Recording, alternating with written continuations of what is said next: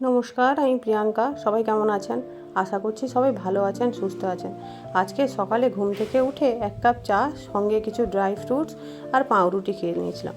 তারপর দেখুন রান্নাঘরে চলে গেলাম। ওখানে গিয়ে আজ বানাবো ওটস চিলা বা ওটস অমলেট, যেটাই আপনারা বলতে পারেন।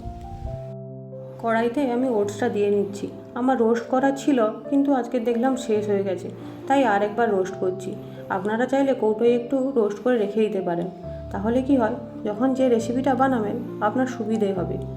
ওই একটু রোস্ট মানে হালকা করে গরম করে নিচ্ছি, আর যাতে মিক্সিতে দেওয়া যায়। মিক্সিতে দিয়ে ওটা ভালো করে পেস্ট করে নিতে হবে।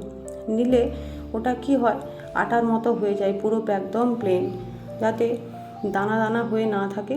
কড়াই দিলে ভালো করে পেস্ট হয়। এবার মিক্সিতে আমি ওটাকে গুঁড়ো করে নিচ্ছি, ভালো করে পেস্ট করে নিচ্ছি। তারপর একে একে সব দেব। প্রত্যেক দিন একই ব্রেকফাস্ট কারোরই ভালো লাগে না বলুন, একটু অন্য কিছু হলে বেশ ভালোই লাগে। এবার দেখুন ওই পেস্টটা দিচ্ছি আমি।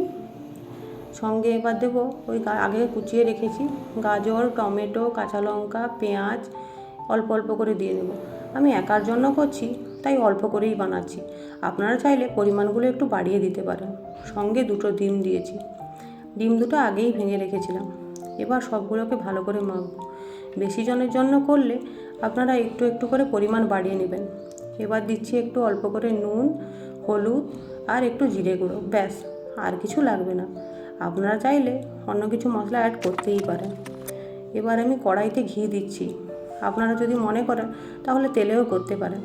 আমি একটু ঘিটা এখন খাচ্ছি, তাই ঘিটাই দিচ্ছি। প্রেগনেন্সিতে একটু ঘি খাওয়া ভালো, তাই না?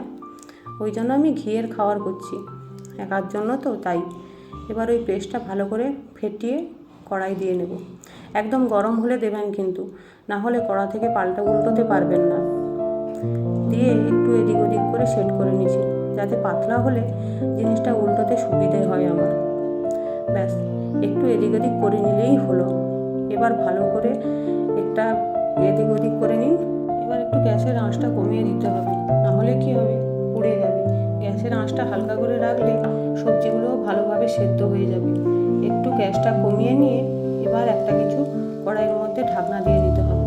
বেশি সময় না, কিছু সময়, 1 মিনিট 2 মিনিট। তারপরে দেখুন কি সুন্দর হয়েছে। এবার ওটাকে ওদিক ওদিক করে নিচ্ছি। আবারও একবার একটা কিছু চাপিয়ে দেবো, নাহলে কী হবে, কাঁচা থেকে যেতে পারে। ধীরে ধীরে রান্নাটা করলে বেশ ভালোই খেতে হয়। দেখুন আমার ওটস অমলেট রেডি। এখন না প্রত্যেক দিন একই খাবার একদমই ভালো লাগে না, এদিক ওদিক করে পাল্টে পাল্টে খাওয়ার চেষ্টা করি। এটা বাচ্চাদের টিফিনেও আপনারা দিতে পারেন, কিন্তু ভালো একটা রেসিপি, বাচ্চারা খুব ভালো খাবে।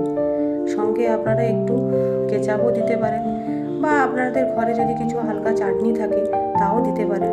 টমেটো চাটনিও বানিয়ে দিতে পারেন, খেতে কিন্তু ভালোই টেস্ট লাগে। দেখুন জিনিসটা কেমন হলো। আপনারা একদিন কিন্তু বাড়িতে অবশ্যই বানাবেন, আর খেয়ে বলবেন কেমন হয়েছে। দেখুন এবার একে একে আমি কড়াই থেকে তুলে নিচ্ছি, দিয়ে এবার আমি বসে পড়বো খেতে। আর পারছি না, বেশ ভালোই হয়েছে, দেখে একটু লোভ লোভ লাগছে। খেয়ে নিই, তারপরে যা হয় হবে। ওটসের এই রেসিপিটা আপনাদের কেমন লাগলো আমাকে কিন্তু অবশ্যই জানাবেন। আর ভালো লাগলে চ্যানেলটিকে সাবস্ক্রাইব করে দেবেন, তাহলে নতুন নতুন ভিডিও দেখতে পাবেন আপনারা। প্রত্যেক দিন আমি খাবারের কিছু না কিছু ভিডিও শেয়ার করব। এই দেখুন এবার একটু নিয়ে নিচ্ছি কেচাপ, দিয়ে খেতে বসে পড়ব। আপনারা সবাই ভালো থাকবেন, সুস্থ থাকবেন। দেখা হচ্ছে পরের একটি ব্লগে। টাটা।